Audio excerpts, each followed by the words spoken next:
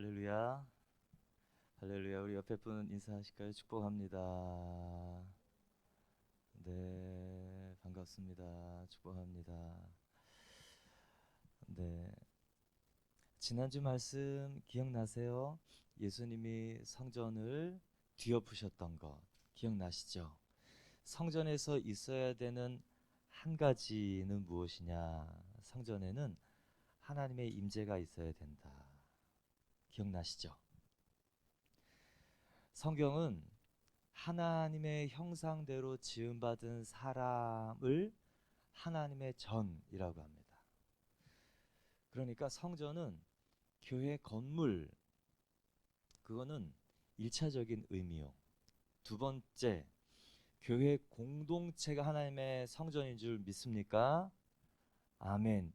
교회가 성도들이 모인 공동체가 하나님의 임재가 있기 위해선 세 번째, 내가 교회가 되는 일, 나에게 하나님의 임재가 있어서 내가 하나님의 성전, 하나님의 영광이 나타나고 예수님이 다스리시는 사람, 하나님의 성전이 되면 내가 가는 곳에 하나님의 임재의 영광과 능력이 나타나는 줄 믿으시기를 축원합니다. 그래서 예수께서 성전에서 세 가지 일을 하셨어요. 첫 번째는 성전에 불필요한 것들을 다 뒤집어 엎으셨어요. 다 치우셨어요. 내 집은 장사하는 곳이 아니다. 만민이 기도하는 곳이다. 만민을 위해서 기도하는 곳이다. 이전까지 너희가 내 이름으로 기도하지 아니하였으나 예수님 이름으로 기도하면 하나님께서 응답하신다고 하신 딱 기도의 조건 하나, 예수님 이름이에요. 성전에는 무엇이 있어야 임재가 있는가? 예수님. 내 안에 예수님이 나를 다스리시면 하나님의 약속을 구할 자격이 되는 거예요. 무엇이든 구하라 했어요. 그리고 예수님의 이름이 딱 있으면 하나님의 영광과 임재가 있을 수밖에 없어요. 왜요?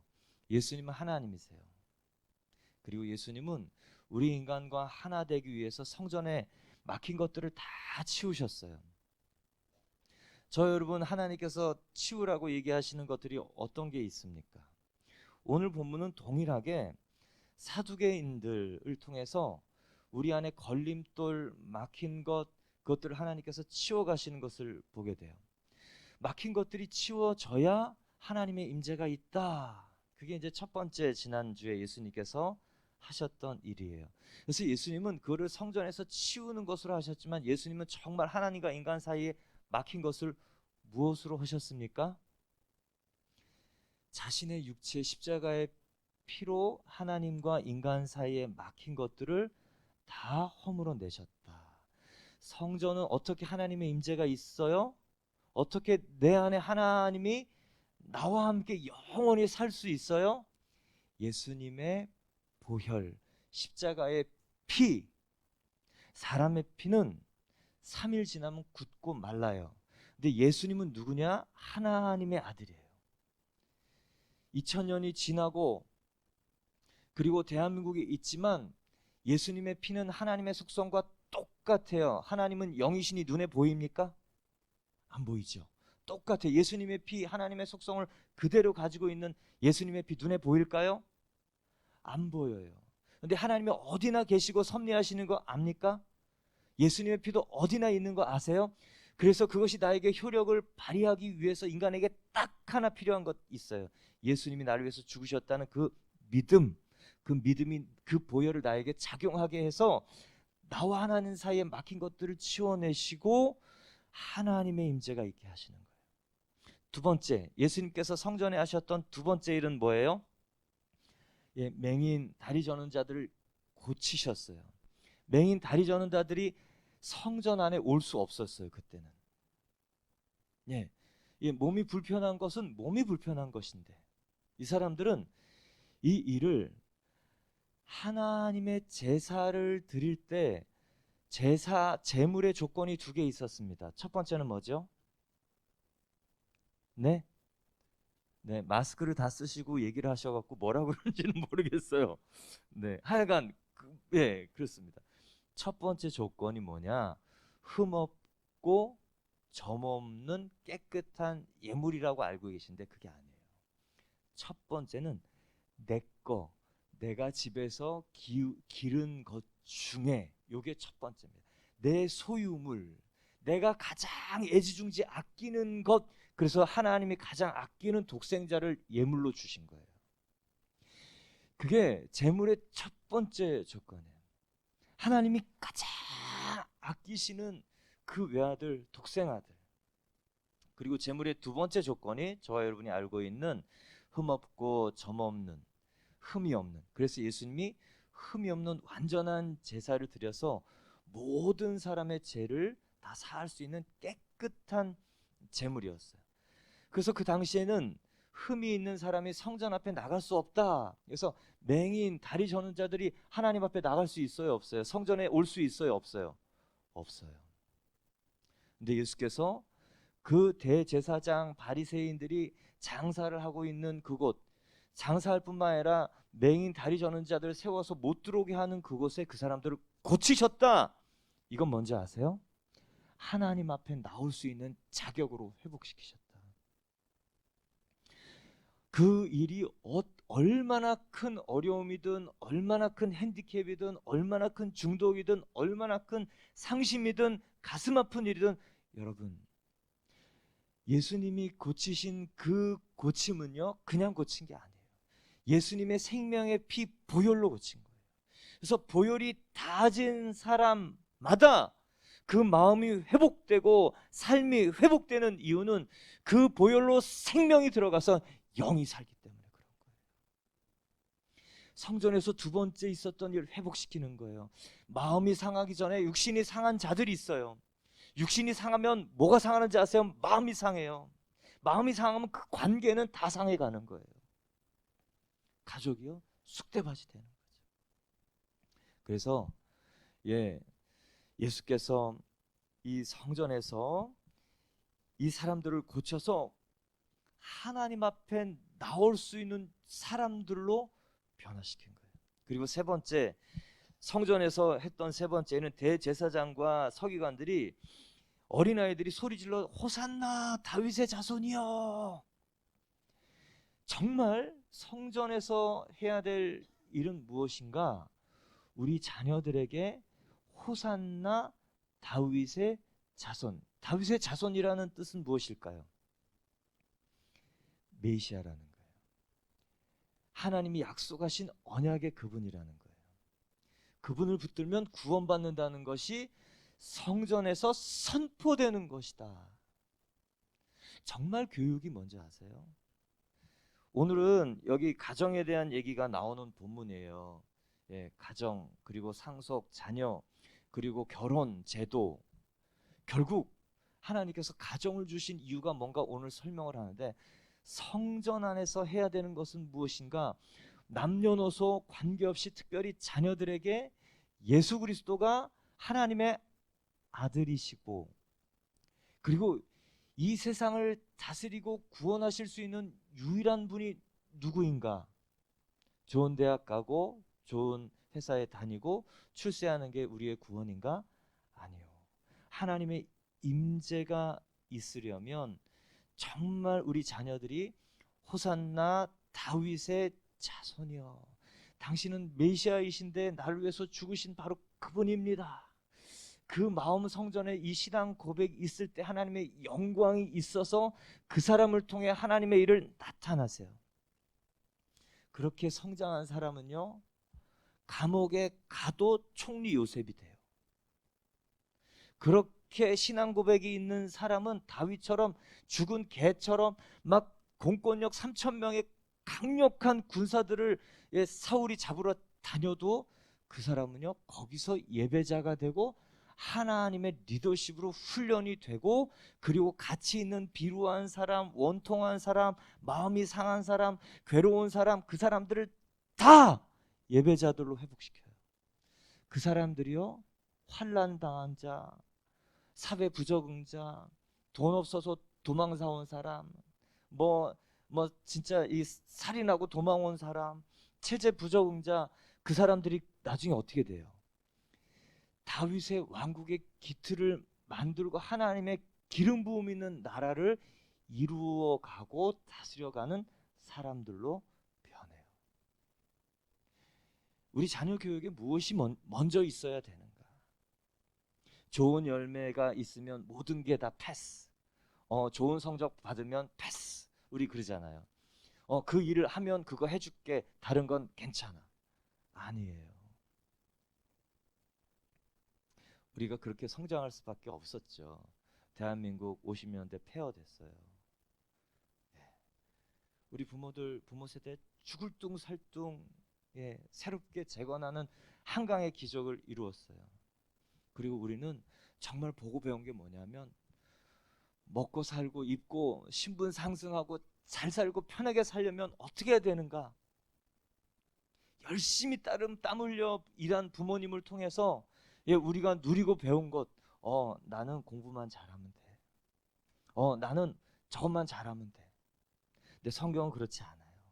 하나님의 임재가 있으려면 분명한 신앙 고백 그리고 하나님이 다스리시도록 하는 사람이 되는 것이다. 여러분 그 동의하세요? 예, 이게 먼저예요. 자, 그랬는데 이 세 가지 일을 했어요. 그랬더니 예수님한테 이 바리새인들 서기관들이 와서 당신이 무슨 권위로 이런 일을 하냐? 내가 이 성전의 책임자인데 당신에게 이런 권한을 주지 않았는데 어떻게 당신 무엇 때문에 이 일을 하냐? 그래요. 그러니까 예수께서 한 가지 질문합니다. 세례 요한의 일이 하늘로부터냐 사람으로부터냐? 똑같은 질문. 올무 예수님에게 던졌던 그 질문대로 똑같이 합니다. 만약에 예수님이 하늘에서부터 내가 권세를 받아서 이 성전에서 그렇게 한다 그러면 신성모독이에요. 사람들로부터 내가 권세를 받았다 그러면 이 성전의 책임 맡은 대제사장 바리새인들이 내가 너에게 권한을 주지 않았는데 넌 거짓이다 가짜다 이 거짓 증인이 돼서 죽어야 돼요. 그러니까 예수님은 이렇게 대답해도 저렇게도 걸릴 그 순간에 세례 요한이 하늘로부터냐 사람으로부터냐 다시 되묻습니다. 그러니까 이 사람들이 우물쭈물해요. 그리고 예수께서 세 가지 비유를 해요. 두 아들의 비유. 한 아들은 아버지가 너 가서 밭에 가서 저 일 좀 해라. 그런데 첫째 아들이 예 그리고 안 가요. 둘째 아들은 아우 아버지 그 맨날 짜증나게 그거 진짜. 근데 자기 방 가서 그렇게 누웠다. 그래 해야지 아버지가 시키는데. 그리고 가서 했어요. 여러분 누가 아버지의 마음을 헤아려서 하는 사람인가? 뉘우치고라는 단어예요. 예수님께서 바리새인 대제사장들에게 뉘우치는 마음이 정말 하나님께로 나가는 중요한 마음인데 이 사람들은 그것이 없이 악의적으로 예수님을 올무에 걸려고 했던 그 일을 경고하는 겁니다. 예수님이 두 번째 비유는 포도원 악한 농부의 비유를 줘요. 모든 것을 다 포도원을 만들고 주인이 농부에게 줍니다. 저와 여러분이 인생을 대하는 기본 전제가 바로 이거예요. 하나님은 우리의 행복을 원해서 모든 것을 맡긴 자이다. 저 여러분요 청지기이다. 맡은 자이다. 근데 맡은 자가 잊어버려요. 내가 수고해서 열매를 맺었으니까 이 전체가 내가 한 건 줄 알고 소작 열매를 거둘 때 이 소작료를 내야 되는데 안 내고 소작료를 거두러 오는 사람은 어떻게 해요? 때리고 나중에는 죽여요. 근데 이 주인이 자기의 상속자 아들은 죽이지 않겠지 그리고 보내는데 어떻게 해요? 이 소작농들이 죽여요. 예수 그리스도의 일이에요. 예수 그리스도를 보내실 것을 얘기하고 이미 예수님이 왔는데 이제 이 사람들이 이거 듣고도 자기들을 가리켜 하신 말씀인 줄 알아요. 저거 바리새인들 제사장들 저거 내 얘기구나. 우리가 하나님이 보내신 사람 계속 박해하고 요한도 박해하고 죽이고 예수도 박해하는 거 알아요. 깨달았어요. 근데 깨닫는다고 생명이 되는 게 아니에요. 깨달았지만 회개하지 않고 더 예수를 죽이려 그래요. 여러분, 정말 하나님이 내 말씀을 하시는구나 깨달을 때 정말 무릎 꿇고 기도하길 바래요. 성령의 기름 부음이 있는 교회는 어떤 교회인가? 하나님이 아이들을 통해서도 나에게 메시지를 하시는 분이구나, 이게 깨달아져요. 순예배 속에서 순장님의 얘기를 통해 나에게 정말 필요한 얘기를 하시는구나. 순장님이 뭐 대단해서 그런 게 아니에요. 하나님이 하시는 일이에요. 제가 지난주에 여러 순장님들에게 이 얘기 들었습니다. 각 순의 순장님들, 순예배 할 때 목사님이 자기를 겨냥해서 설교를 하신다. 그렇게 얘기를 하셨다고. 그런 분들이 두 순에서 여러 분이 계셨어요. 그래서 제가 진짜 하나님 일하시는구나. 각 사람이 자기 메시지로 와서 쿡 박히게 하는 것은 성령이 하시는 일이에요. 나 사정을 모르고 이렇게 여기 이 시간에 지금 여기에 here and now라 그래요. 지금 여기에 그 말씀을 듣게 하셔서 나로 찔리게 하시고 나로 내 얘기구나 깨닫게 하시는 분은 하나님이시다. 사람은 그거 못해요. 사람은 통로예요. 그리고 지난주 예배 드리면서 하나님이 그 마음 만져주신 분이 많아요. 저는요, 여러분, 그냥 설교할 때 그분들 생각해서 이렇게 저격하는 설교 이신지 그거 안 해요. 못해요, 못해. 설교 본문 연구해갖고 어떻게 설교할까 그것도 바빠요. 정말 설교에 하나님께서 나에게 주시는 메시지다, 그렇게 여기는 분들이 많다는 게 정말 하나님의 기름 부음이 있구나. 저는 너무 감사하고 담대해지고 하나님께서 미천하고 비루한, 그러나 은혜를 알아서 그 은혜를 흘려보내기만을 원하는 나를 하나님께서 사용해 주시는구나. 그 마음이 있으면 생명의 통로 되는 줄 믿습니까? 아멘이요.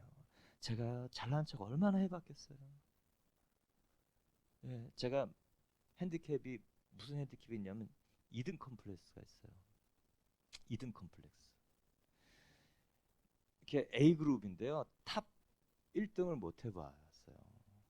그거 얼마나 기분 안 좋은지 아세요? 얼마나 신경질 나는지 아세요? 그러다가 A 다 던져놓고. 그게 이제 뭐 중학교, 고등학교, 대학교, 뭐 직장생활까지 탑 A가 안 되는 이 핸디캡이었어요. 얼마나 승질 나는지 몰라요. 그런데 그 결핍 때문에 제가 잘난 척 많이 했어요. 근데요, 그거 잘난 척 많이 하고 똑똑한 소리 하고 그거 갖고 사람들 안 살아나요. 정말 예수 그리스도가 나를 살리신 그 방법, 그 보혈, 그 은혜, 그것을 선포하고, 그리고 그 보혈만이, 그 부활의 생명만이 나를 살리신다는 것을 강력하게 선포할 때요, 하나님이 일하시더라고요. 여러분, 그래서 보혈은요, 우리의 갈라진 것들을 메우세요. 그래서 막힌 담도 허세요. 우리에게 중요한 것은 내가 몇 개의 자격증이 있는가 없는가, 또 어떤 대학을 다녔는가, 또 무엇을 할 수 있는가, 그거는 그 다음 일이에요. 그것을 어떻게 다루어 갈 수 있는가 없는가가 가장 큰 관건인데, 그것은 예수님의 생명의 피가 내 안에 있는가. 근데 이 사람들은요, 그거를 악한 마음들 계속 가지고 깨달았고 또 지적받고 내 얘기구나 그랬지만 회개하지 않았어요.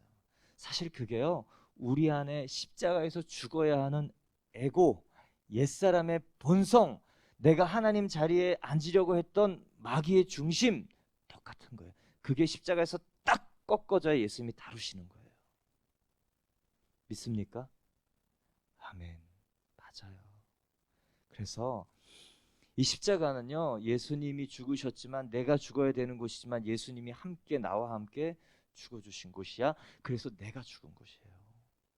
그래서 옛사람의 옛 자아가 딱 꺾여야 그 다음 하나님이 그 사람에게 주신 특성들, 포텐셜, 것들을 다루어가고 훈련시키고 그 다음 개발해서 사용하시는 거예요. 그게 안 되면 자기 노력으로 하면 그때는 이제 하나님 없어요. 그리고 그게 안 되면 하나님이 계속 그 자리를 돌게 하는 사람들이 있습니다. 그럼 빨리 깨달아야 돼요. 하나님 나를 부르시는구나. 근데 그게 깨달아지지 않고 원망을 우리 해요. 그때는 십자가로 가야 돼요. 십자가로. 이 세 가지 비유, 또 한 가지 비유는 뭐냐면 혼인 잔치의 비유예요. 왕이 사람들을 결혼 잔치, 그 아들의 결혼 잔치로 초대하는데 안 온대요. 왕이 한 초대를 여러분 거절하면 그것은요 반역이래요. 그래서 그 사람들 다 없애요. 저는 성경 예전에 보면서 그 자기 아들 결혼식에 안 왔다고, 안 온다고 한 사람들을 군대를 보내서 진멸하고 동네를 불사르는 하나님이 옳은가, 그 왕이 옳은가, 이거는 이 권력의 남용이고 부패다. 하나님이 이런 분이라면 정말 이상한 분이다. 근데요 이게 뭐냐면 하나님 자리를 차지한 저와 여러분에 대한 심판이 바로 이런 거라는 거예요. 하나님을 몰아내고 내가 내 인생의 주인이 돼서 관여하지 마시고, 요거는 내가 알아서 하니까 저쪽으로 좀 가주시고 예수님 피 나한테만 조금 주셔서 내가 그 심판을 면할 수 있게 그 정도만 하세요. 그런 사람들에게 이 해당되는 형벌이 뭐냐? 진멸이라는 거예요. 그것이 바로 최후의 심판이에요. 그러니까 이 성경을 보면서 구약의 하나님은 unfair해요. 공평하지 않아요. 무서워요. 과격해요. 진짜 이상한 분이에요. 성격 파탄자 같아요. 라고 저와 여러분이 얘기하잖아요. 저도 처음에 성경 볼 때 그랬어요. 그런데 그 앞에 보면 하나님을 대항하여 죄 지은 그 많은 일들이 쌓여 있는 것, 그거에 대한 공의의 심판이라는 것이 성경이 얘기하는 거예요. 하나님을 모르면 그렇게 살 수밖에 없어요. 그래서 하나님이 죄송합니다. 예수님이 그 혼인 잔치의 비유를 하면서 왕이 이제 다른 사람을 초대해요. 뭐 불구자, 또 그 세리, 또 올 수 없는 사람들을 막 청해서 오는데 이 초청한 옷, 잔치집에 예복을 안 입고 온 사람들 밖에 던져요. 여러분, 예복 안 입고 왔다고 못 들어오게 하는 게 그게 이상하잖아요. 그죠? 그런데 그것은 그 중동의 결혼 예식, 예복을 누가 준비할까요? 오는 사람이 준비할까요? 아니요. 결혼식을 준비하는 이 혼주의 부모가 준비해서 보내는 거예요. 결혼식 하는 사람들이 보내는 거예요. 결혼식 하는 사람이 각 사람에게 그 옷을 보내서 그것을 입고 오는 것이 축하요, 이 사람들의 결혼을 축복하는 마음인데, 그냥 온다는 건, 이미 받았는데 그것을 입고 오지 않는다는 것은 이 멸시 그리고 축하가 아닌 것을 나타내는 겁니다. 그래서 쫓아내는 거예요. 여러분, 예수께서 이 비유를 통해서 말씀하신 것은 무엇이냐면, 저와 여러분에게는 하나님의 나라에 들어가기 전에 하나님이 보내신 예복이 우리 안에 입혀져 있어야 된다는 거예요. 하나님이 보내신 예복은 뭐예요? 예수님의 빨간 피로 덧입혀진 흰옷, 저와 여러분에게 있으면 우리는 천국에 하나님 나라에 하나님 자녀로 받아들여진다는 거예요. 근데 여러분, 그것은 하나님이 친히 준비하셨어요. 아브라함을 통해서 이삭을 번제로 드리라. 그러니까 아브라함이 이삭 번제, 여러분 그 얘기 다 아시죠? 그 100세에 낳은 아들을 이제 112세 아이가 12살 됐을 때예요.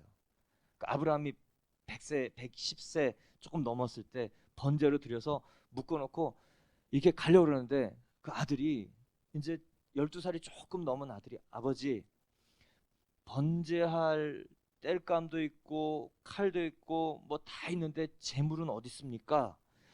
자기가 봐도 무수한 제사를 받는데 재물이 없는 거예요. 그러니 아브라함이 뭐라 그래요? 하나님이 친히 준비하시리라. 그것이 바로 예수님에 대한 얘기예요. 하나님이 그 아들 독생자 예수를 친히 십자가에 못 박으려고 준비하신다는 얘기예요. 그리고 예수 그리스도도 친히 그 십자가로 자발적으로 올라가는 것을 얘기합니다. 여러분, 저 여러분에는 하나님이 친히 준비하신 많은 것들이 있어요. 주님, 내가 그것이 막히지 않도록 주님이 나를 위해서 친히 준비하신 여러 가지들이 열리는 첫 번째는요, 예수 그리스도가 내 주인 되는 거예요. 그게 때문에 하나님이 인도해 가십니다. 이제 그 상황이 됐는데 이제 바리새인들이 또 올무를 걸려고 하는 거예요. 세금을 딱, 우리가 과연 세금을 내는 것이 옳겠습니까? 로마의 세금을 내라 그러면 예수님이 뭐라 그러는 거예요? 예수님은 어떤 사람이 되는 거죠? 일제시대랑 비슷해요. 일제시대 세금을 내서 일본 사람들에게 주잖아요. 그런데 예수님이 세금을 내, 그게 마땅해, 그러면 이 사람 매국노다 그러죠. 세금을 내지 말어, 그러면 뭐라 그래요? 반역자가 되는 거예요. 이것도 올무예요. 근데 예수께서 데나리온 하나를 가져와라. 그러니까 거기 뭐가 그려져 있어요? 예, 가이사, 로마 황제의 형상과 글이 써 있어요. 그러니 예수님께서 그 동전에 그 얼굴이 누가 쓰여져 있는가? 누구의 형상이냐?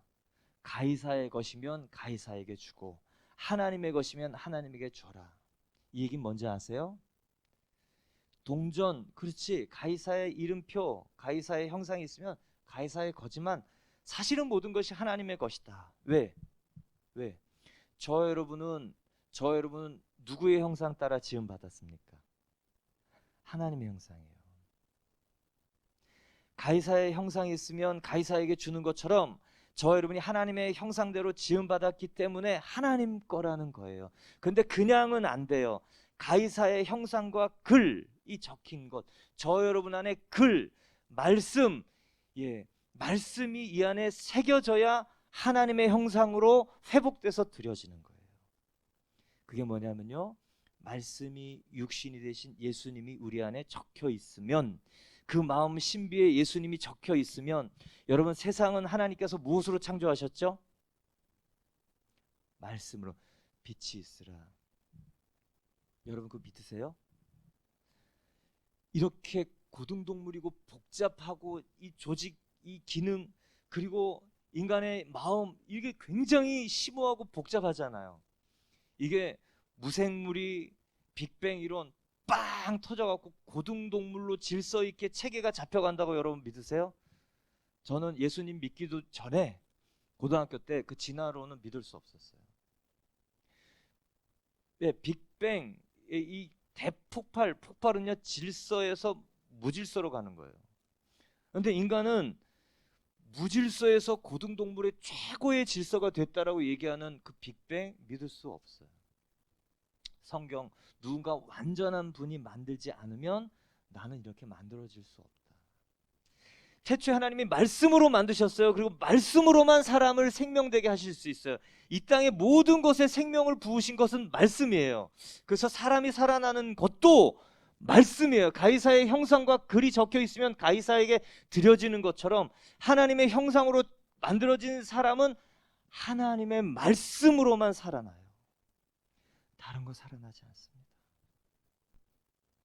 다 해봤잖아요. 얼러도 보고 달라도 보고 맞춰도 보고 협박도 해보고 아니에요. 치유를 경험하고 뭘 경험하고 아니에요. 예수 그리스도의 생명이 말씀에 내 마음에 잘 박힌 것처럼 훅 박혀갖고 옛사람이 빠개지고 죽고 내 주인이 바뀌면 하나님의 형상이 회복돼서 드려지는 사람, 하나님의 임재가 있는 사람이 되는 거예요. 그 귀한 얘기를 하니까 이 사람들이 이제 떠나가요. 그러니까 두 번째, 오늘 본문에 23절 보면 부활이 없다고 하는 사두개인들이 그날 예수께 와서 물으되 선생님이여, 모세가 일렀을 때 사람이 만일 자식이 없이 죽으면 그 동생이 그 아내에게 장가들어 형을 위하여 상속자를 세울지니다 하였나이다. 우리 중에 7형제가 있었는데 마지가 장가를 들었다가 죽어 상속자가 없으므로 그 아내를 그 동생에게 물려주고 그 아내와 그 둘째와 셋째로 일곱째까지 그렇게 하다가 최후에 그 여자도 죽었나이다. 그런즉 그들이 그를 취하였으니 부활 때 일곱 중에 누구의 아내가 되리까? 질문하는 거예요. 이제 부활이 없다고 하는 사두개인이 와서 예수님께 또 올무를 놓는 거예요. 믿는 자들에게는 계속되는 시험과 갈등과 올무가 끊이지 않는다는 것을 봐요.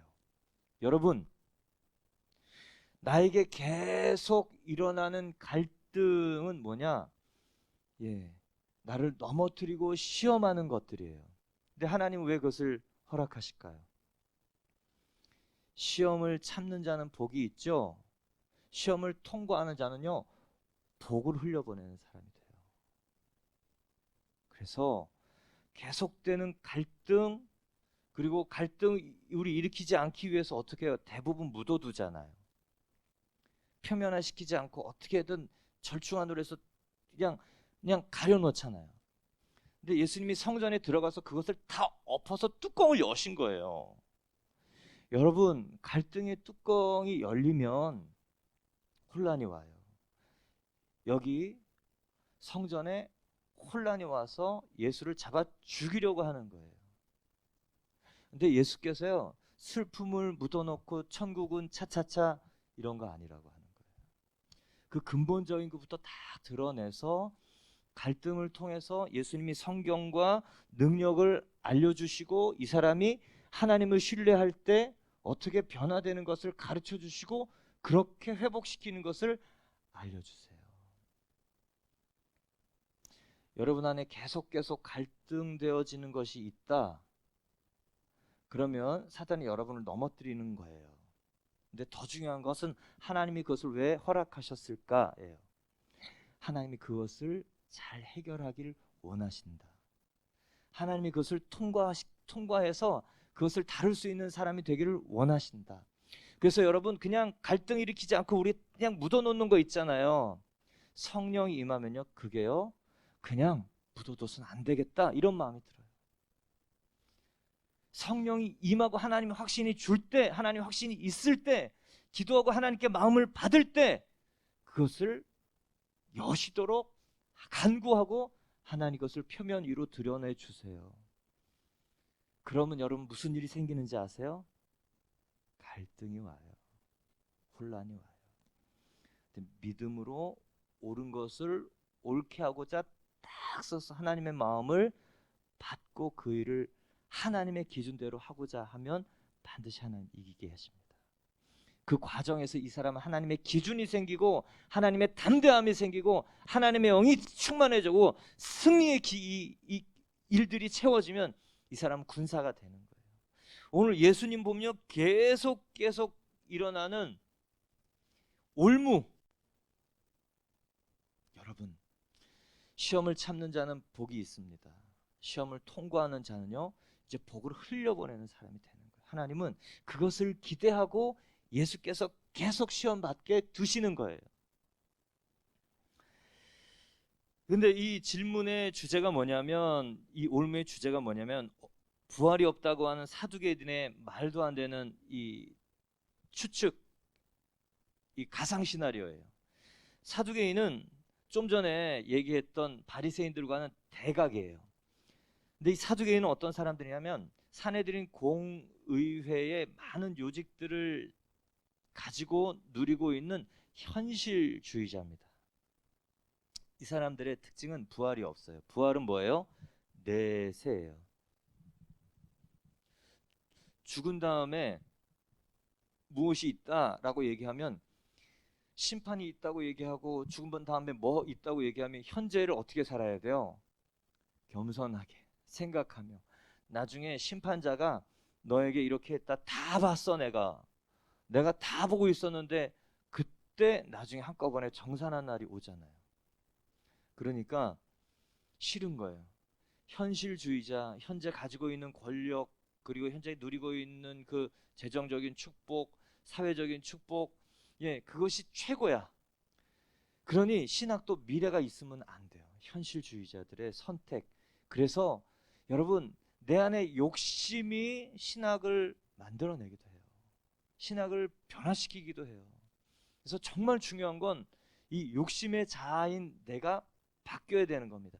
이 사람들이 하는 질문은 뭐냐면, 모세가 한 사람이 자식이 없어 죽었으면 동생이 그 형수를 취해서 대를 잇게 하는 것이 이 신명기 25장 5절 6절에 말하는 대 예, 계대결혼이라는 제도예요. 계승할 대를 계승해주는 결혼. 다른 말로 하면 형사 취수 제도. 형이 사망했을 때 그 형수를 아내로 맞이해서 대를 이어주는 제도. 예. 그래서 우리나라에는 참 마음 아픈 일들이 많아요. 예, 이 대리모, 이제 이 시바지라는 얘기를 우리는 했잖아요. 왜 이런 얘기를 성경에서 했을까? 그냥 대가 없으면 끊어지면 되지. 그죠? 그렇게 대가 그렇게 중요해? 대가 그렇게 중요해? 근데 이 사람들이 7형제 중에 이 첫째도 죽고 둘째도 죽고 다 죽고 일곱째까지 죽었는데 나중에 천국에 가면 부활 때 이 여자는 누구의 아내냐고 묻는 거예요. 그러니까 부활과 율법이 옳지 않다는 것을 얘기하고, 그리고 부활 이후에 이 제도로 말미암아 윤리적이지 않은 것들을 지적하면서 부활이 틀렸다, 부활의 교리가 틀렸다, 부활이 있으면 안 되지 않냐고 얘기하는 겁니다. 그죠?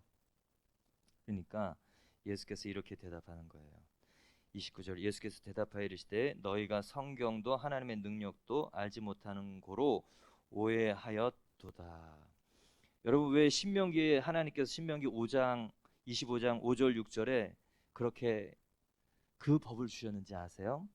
형제들이 함께 사는데 그중 하나가 죽고 아들이 없거든 그 죽은 자의 아내는 나가서 타인에게 시집가지 말 것이요 그의 남편의 형제가 그에게로 들어가서 그를 맞이하여 아내로 삼아 그의 남편의 형제된 의무를 그에게 다할 것이요 그 여인이 낳은 첫 아들이 그 죽은 형제의 이름을 잊게 하여 그 이름이 이스라엘 중에서 끊어지지 않게 할 것이니라. 대를 잇는 게 왜 그렇게 중요할까요? 예, 하나님 왜 그러셨을까요? 대를 잇게 하시는 명령을 하신 분이 누구죠? 하나님이에요. 왜 그런지 아세요? 하나님은 창세기 3장 15절 범죄한 인간에게 딱 하나의 구원 명령, 범죄에서 우왕좌고 있는 그 사람들에게 내가 너로 여자와 원수가 되게 하고 뱀에게 했단 말이야. 내 후손도 여자의 후손과 원수가 되게 하리니 여자의 후손은 내 머리를 상하게 할 것이요. 누구예요? 누구죠? 예수 그리스도. 여자의 후손 예수 그리스도를 주시기 위해서 그 가정의 대가 끊어지지 않도록 하시는 거예요. 가인과 아벨 여러분 기억나세요? 예, 아벨 하나님 앞에 의로우니까 그 형이 어떻게 해요? 돌로 찍어서 죽였어요. 그러니 그 다음에 대를 잇게 하는 사람은 누구예요? 대를 누가 잇죠? 가인이 이어요? 예, 다른 사람을 죽이고 하나님 앞에 거짓말을 하고 또 하나님을 원망했던 사람이 예수 그리스도의 계보가 되면 맞습니까? 대를 잇게 하는 사람은 누구냐? 하나님이에요. 그래서 셋을 주세요. 그 아들. 그리고 노아의 홍수 때 많은 사람들이 하나님을 거역하고 죄에 관용해서 정말 하나님을 대적하고 살 때 창세기 6장 9절에 보면 노아는 의인이요 당대 완전한 자라 그는 하나님과 동행하였더니, 그 사람이 완전했는가 완전히 의로운가? 아니요, 행위로는 그렇지 그럴 수 있는 사람이 없어요. 그렇지만 하나님이 하신 약속을 딱 믿었던 사람을 하나님께서는 약속을 믿는 사람을 의인이요 완전한 자라고 얘기하시며 약속이 있는 사람하고 동행하세요. 그래서 다 홍수 심판을 하시고 누구를 통해 그 대를 이어가세요? 노아의 가족. 왜요? 약속이 있기 때문에. 하나님의 약속을 믿었기 때문에. 그래서 이 사람들은 하나님이 왜 형사취수제, 계대 결혼을 통해서 하나님이 정말로 하시고자 보내시고자 하는 상속자가 끊이지 않길 바랬던 바로 그 예수 그리스도가 이분이라는 것을 알려주고 싶었는데 그런 건 관심 없어요. 내 씨가 그냥 끊어지지 않고 우리 가업을 이어가고 가문을 이어가면 된다고 생각하는 하나님 없는 가정의 결론이 이거예요.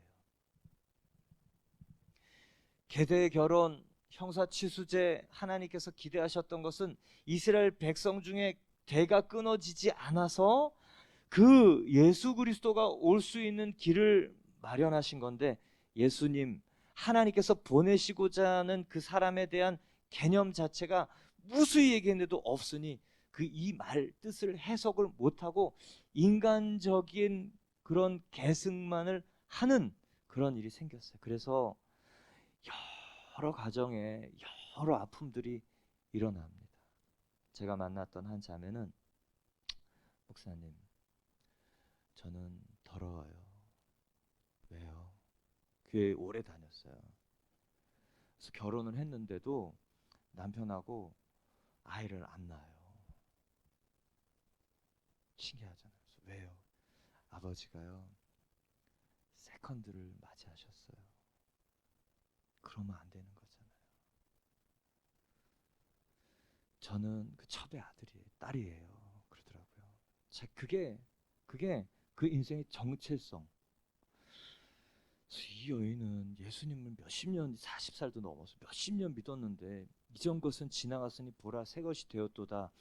예수 그리스도가 우리의 모든 과거의 발목을 다 풀어서 새롭게 되게 하신다는 것을 그렇게 배웠는데도 자기 안에 그 신념과 그 신학이 깍 들어차 갖고 자기는 더러운 사람이라 나는 다 이 생산을 하면 안 된다. 그래서 여러분, 예수님을 제대로 만나면요, 자기의 거짓 신념 체계가 박살나요. 박살나면서 회복이 되고 자유가 되는 거예요. 그런 사람도 봤어요. 참. 근데요, 그게 뭐 한 가정만 그러겠습니까? 우리나라 부여, 고구려, 우리나라뿐만 아니라 여러 나라에 이 일 때문에 생겨나는 갈등이 얼마나 많아요. 그래도 그 일을 통해서 예수님을 만나면 그게 자기 핸디캡이 안 돼요. 하나님이 나를 부르시는 과정이었어요. 이게 되는 겁니다. 예수께서 이렇게 대답하시는 거예요. 너희가 성경도 하나님의 능력도 알지 못하는 거로 오해하는도다. 하나님께서 그 형사취수제 계대 결혼을 주신 진짜 목적인 그리스도의 이 상속자가 대가 끊어지지 않고 오게 하시기 위해서 주신 인간의 그런 제도 알려주십니다. 또한 30절에 부활 때에는 장가도 아니 가고 시집도 아니 가고 하늘에 있는 천사들과 같으니라. 예, 부활 때는 장가도 안 가고 시집도 안 가고 하늘에 있는 천사들과 같다. 저와 여러분이 구속사, 예수님이 재림하시기 전까지는 육으로 있어요. 육으로 있을 때는 여러분 시집 가고 장가 가고 있어요. 왜 그런지 아세요? 그 일이 있어요. 왜 그런지 아세요? 하나님이 태초에 하나님이 인간을 만드시고 천지를 만드시고 생육하고 번성하여 땅에 충만하라 땅을 정복하라 하나님의 나라를 이루는 과정과 방법을 한 남자와 한 여자의 결혼이라는 가정과 출산을 통해서 하나님 나라를 이루라 하셨어요. 근데 새하늘과 새 땅, 부활이, 우리가 부활 때에 하나님 나라가 완전히 온 다음에, 새하늘과 새 땅이 우리에게 완전히 온 다음에 우리가 하나님 나라를 이룰 필요가 있어요, 없어요? 없어요. 그럴 때는 하나님께서 하나님 나라를 이루라고 주신 결혼 관계 가정이 그때는 필요가 없는 거예요. 왜요? 가정은요, 하나님 나라를 이루고 보여주는 최소단이에요. 그래서 한 남자와 한 여자의 결혼을 통해서 하나님 나라를 펼쳐가도록 주신 겁니다. 근데 하나님 나라가 완전히 임한 그 마지막 부활의 때는 이미 하나님 나라가 임했기 때문에 더 이상 자녀를 생산해서 하나님을 가르쳐서 하나님 나라를 펼쳐갈 필요가 없어요. 다 이루었다.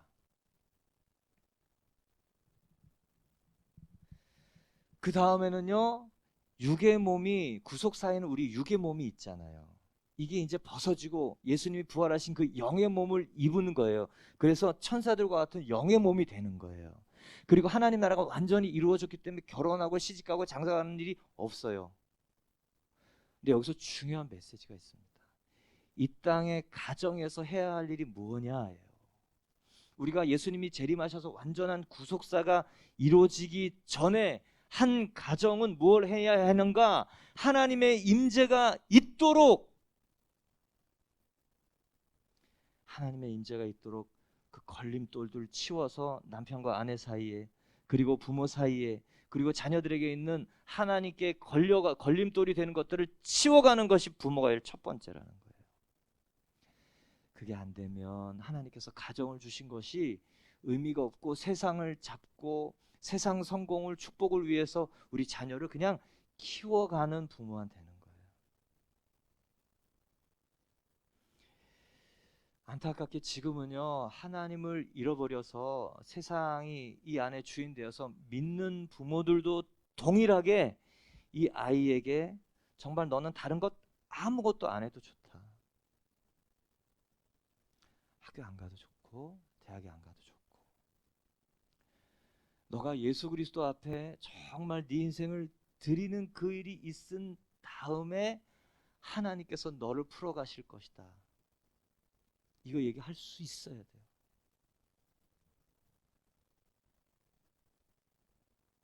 그런데 대학만 가면 다 해줄게, 공부만 하면 다 해줄게, 애들에게 세상을 충만하게 심어주는 것이 요즘 믿는 자들의, 부모들의 일이더라고요. 그러니 애들이요, 눈치가 빤하잖아요. 뭐 내 하고 싶은 대로 하고, 뭐 어쨌든 그래, 그러니까 공부만 잘하면 되는 거 아니야? 성적만 잘 나오면 되는 거 아니야? 그거 나도 터치하지만 내가 하고 싶은 일 내가 잘할 수 있어. 아니에요. 하나님과의 올바른 관계가 네가 맺어지는 것이 첫 번째다. 그것을 하지 않으면 나는 너를 도저히 하나님이 나에게 주신 그 양육의 권세로 너를 통제하고 제재해서 키울 수 없다. 이거 얘기해 줘야 돼요.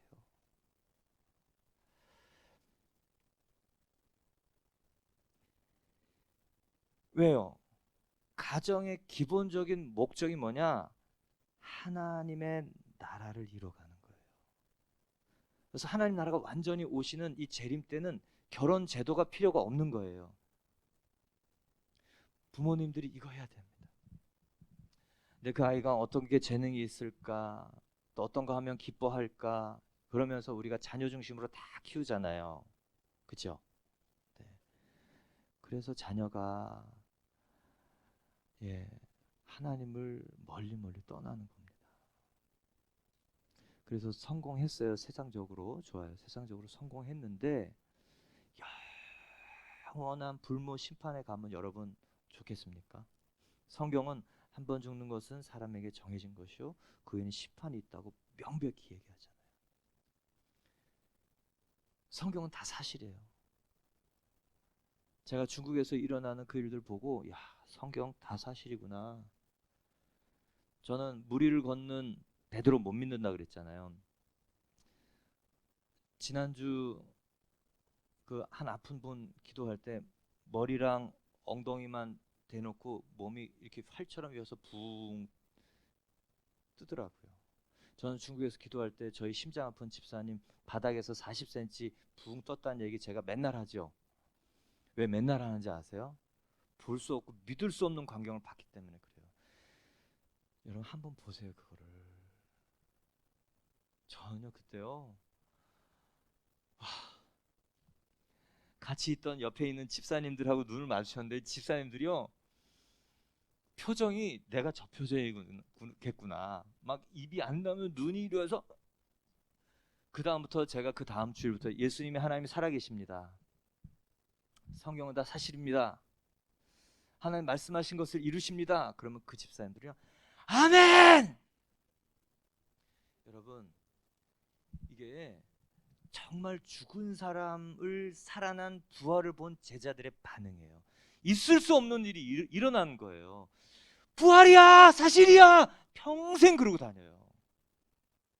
분명히 십자가에 못 박혀 죽었잖아요. 봤잖아요. 장사 지냈잖아요. 근데 3일 후에 살아나갖고 제자들 만나서 손자국 못자국 보여주면서 보여주는 거예요. 여러분, 그러니 어떻게 얘기를 안 할 수가 있겠어요?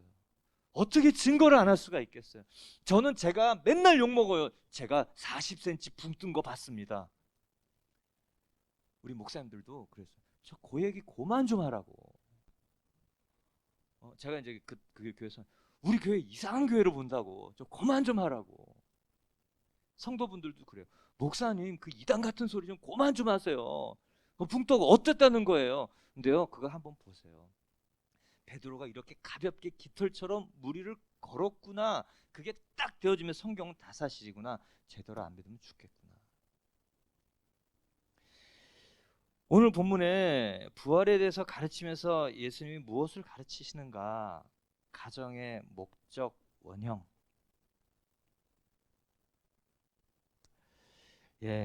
뭐 요즘 뭐 살기 바빠서 떨어져 살고, 또 애들 위해서 보내고. 근데 성경은 철저하게 성인이 되기까지, 성인식이 있기까지는 계속 부모가 가르치고 양육해요. 티칭, 교정, 훈육, 기준을 주고 훈련시키는 것. 여러분, 무엇이 청년 성인입니까? 주민등록증을 받으면 그거는 제도상의 성인이에요. 성경에서 말하는 성인은요, 예수님이 기대하시는 것을 생각해서 할 수 있는 사람을 성인이라 그래요. 청년처럼 이렇게 몸이 다 컸지만 때로는 나이가 40이 되고 50이 된 성인 아이 들어보셨어요? 어느 부분의 멘탈은 10살인 거예요. 어느 부분의 행동은 9살인 거예요. 부모가요, 그 일을 그냥 두면 안 돼요. 그때부터 같이 티칭하고 포인트하고 바꿔주고, 그리고 규율도 주고 격려도 하고. 근데 지금은 그거 다 잊어버렸어요. 이제 학교 보내고 학원 보내고 아이들이 그냥 문제 없이 공부 조금 하고 대학을 가고 직장을 가고 결혼해 주기를 바라는 것이 부모의 기대인데, 하나님의 기대는 그렇지 않아요. 하나님의 기대는요, 그 아이가 하나님의 사람이 돼서, 하나님의 사람으로 훈련이 돼서 하나님의 꿈을 꾸고 각각의 영역, 정치, 경제, 사회, 문화의 각각의 영역에서 하나님의 일을 펼쳐내는 것이 가정을 향한 하나님의 소망입니다. 여러분, 엄마들 제가 느끼는 거예요. 상담을 하고 가정의 일들을 볼 때마다 느끼는 거. 엄마들이요, 애들을 엄마 뒤에 침 아프게 자꾸 세우잖아요. 나중에 그 자녀가 자기 아내 뒤에 숨어요.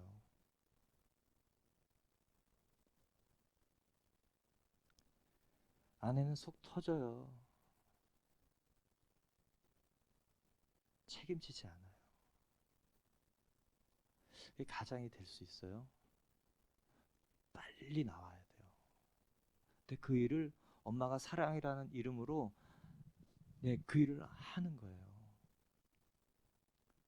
아, 목사님, 우리 남편을 몰라서 그래요. 목사님은 살아보세요. 속 터지지.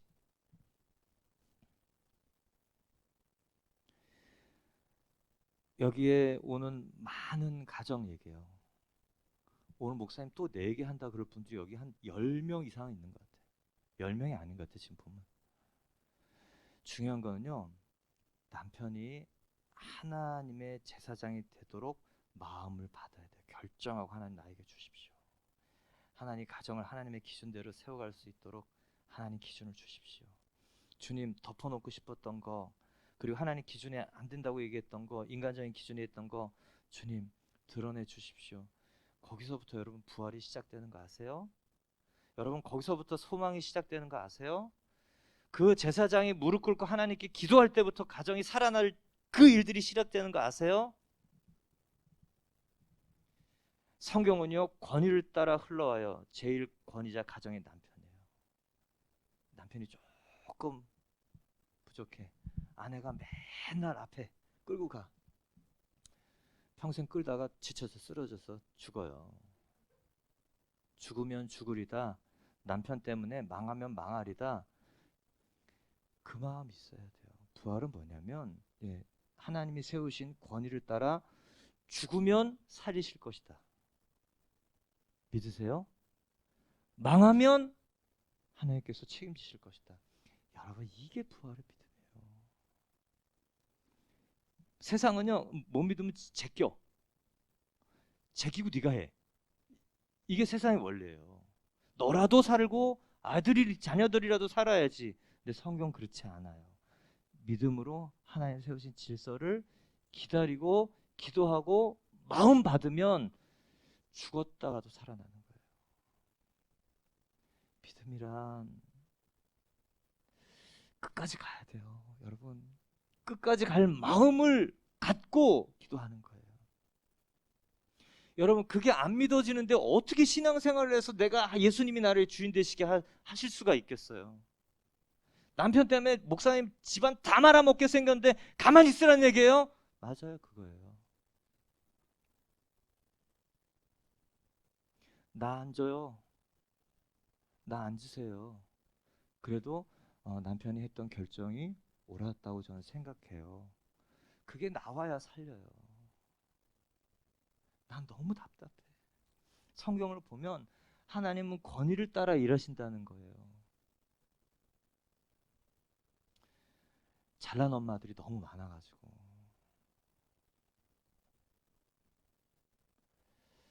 이번 주 순례배에도 열심히 또 목사님 저를 향한 이 저격 설교를 하셨습니다. 하실 분 되게 많겠네.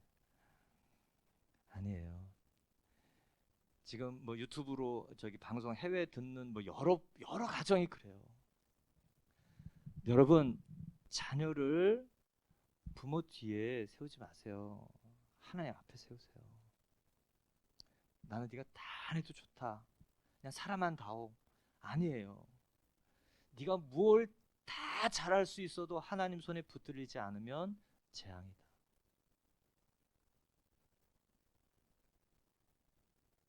맞아요?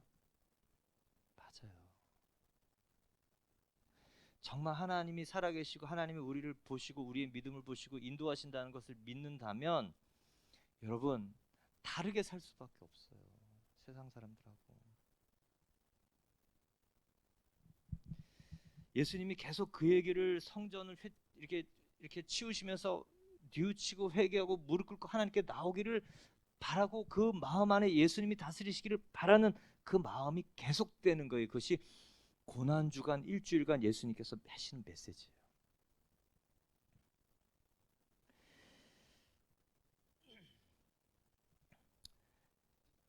예수님께서도 이렇게 얘기합니다. 죽은 자의 부활을 논할 때 하나님이 너희에게 말씀하신 바 나는 아브라함의 하나님이요 이삭의 하나님이요 야곱의 하나님이요라 하신 것을 읽어보지 못하였느냐.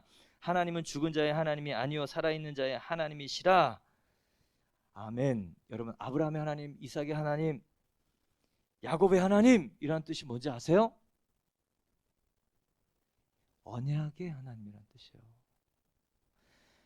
언약이 내 안에 있는 사람은 하나님은 죽은 자의 하나님이 아니요. 이건 뭐냐? 언약이 이 안에 있으면 죽은 사람 호흡은 끊어졌을지라도 그 사람 하나님은 영원히 살린다. 근데 아브라함의 하나님, 이삭의 하나님, 야곱의 하나님 언약이 없는 사람은 살아 있어도 그 사람은 죽는다. 여러분, 정말 말씀을 믿으세요. 정말 이삭을 번제로 드리고 끝까지 가겠다. 그래도 하나님 선하시다.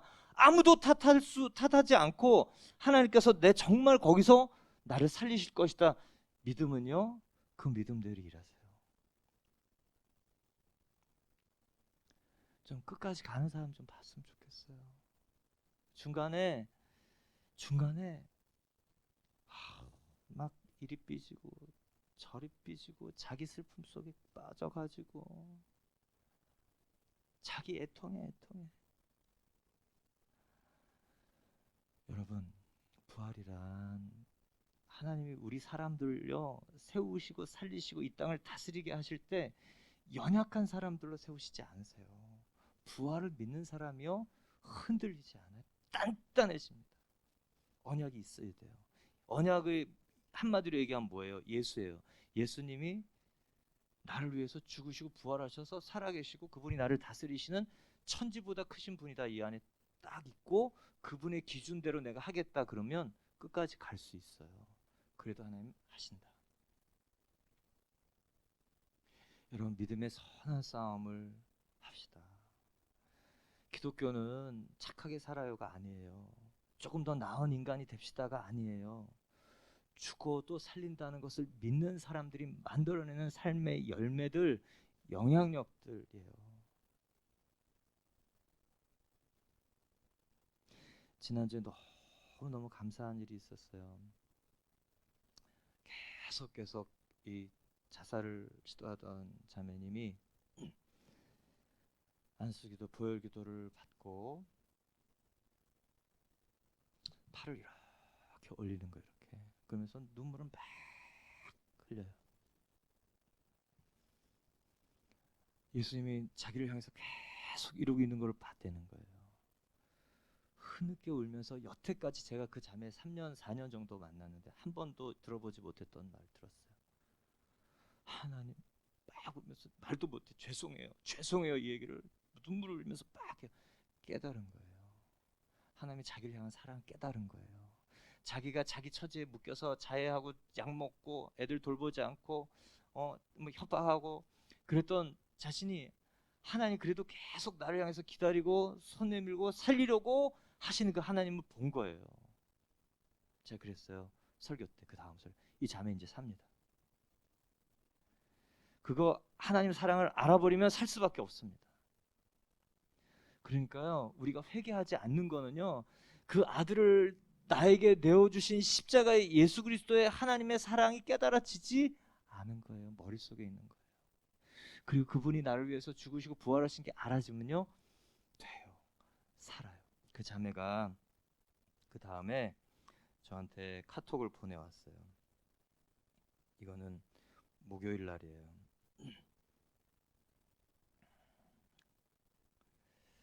네, 여기다 해놨는데 또 어디였구나. 네. 네. 새벽 예배에 들어왔어요. 목사님, 새벽 예배를 드린다는 건 저한테는 상상도 할 수 없는 일이었는데 눈이 번쩍 뜨여 책상에 앉았어요. 저는 약을 먹어야 돼서 약을 먹으면 12시간을 자야 하는 사람입니다. 근데 새벽에 눈이 번쩍 뜨였대요. 아주 오랜 동안 기도 시간에 저희 통성 방언으로 기도 지금까지 제 삶의 주인을 예수님으로 두지 않고 제 멋대로 살았던 것을 회개하게 하시더라고요. 이 자매가 여태까지 회개하지 않았어요. 계속 사람들 도와서 말씀 가르치고 또 살려내고 병원 데리고 가고 응급실 데려가고 그래도 고맙다는 얘기 안 했었어요. 요즘은 제 멋대로 살아왔던 과거의 일들을 자꾸 떠올리게 하세요. 지금까지 내 몸이라고 생각해서 마음대로 행하고 되풀이했던 약물 과다 복용, 자살 시도, 음식을 거부한 일들이 잘못된 사실도 깨닫게 해주시더라고요. 이제는 보혈의 피로 제 눈과 귀와 입술과 마음을 제 온몸을 덮어서 다시 사단의 속임수에 넘어가지 않고 하나님이 기뻐하시는 것을 선택하며 살아야겠다고 다짐하게 되는 아침이었어요. 저 여러분에게 정말 필요한 게 뭘까요?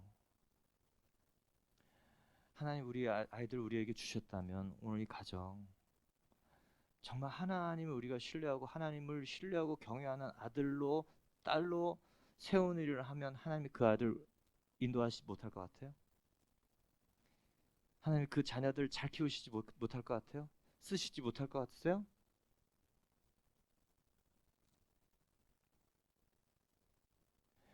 이 땅의 구속사가 완전히 끝나는 날 전까지 구속사 안에 있을 때 저와 여러분의 가정은요 그 성전에 가로막힌 것들을 제해서 하나님의 임재가 있도록 그리고 그 아이들에게 호산나 다윗의 자손이여라고 예수 그리스도가 강력하게 그 안에 있다고 그 엄마가 피를 토하고 그 아빠가 무릎 꿇고 가르치는 일이 있어야 돼요.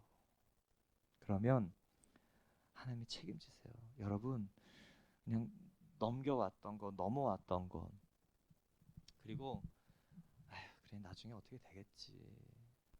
어떻게 되긴 어떻게 돼요. 그렇게 다 결혼해서 가정이 위태위태하구만. 지금 빼앗긴 것들을 찾아오는 거예요. 다시 시작하는 거예요. 전쟁을 선포하는 거예요.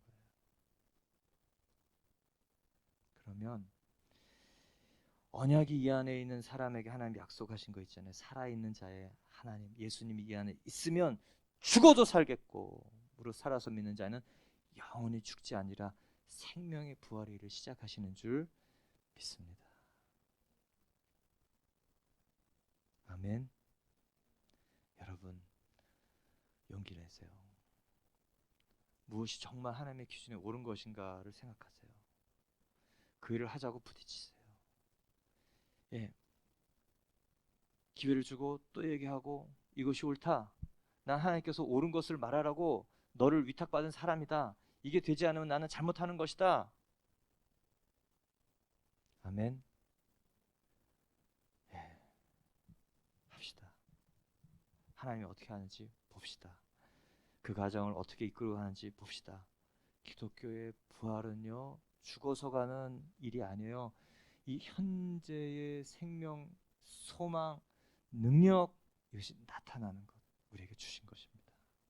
빼앗기지 않고 그 일을 예, 하나님의 기준대로 하고자 할 때 하나님께서 우리에게 관계와 또 자녀와 또 우리 가정의 일들을, 부활의 일들을 하실 줄 믿습니다. 함께 기도하겠습니다.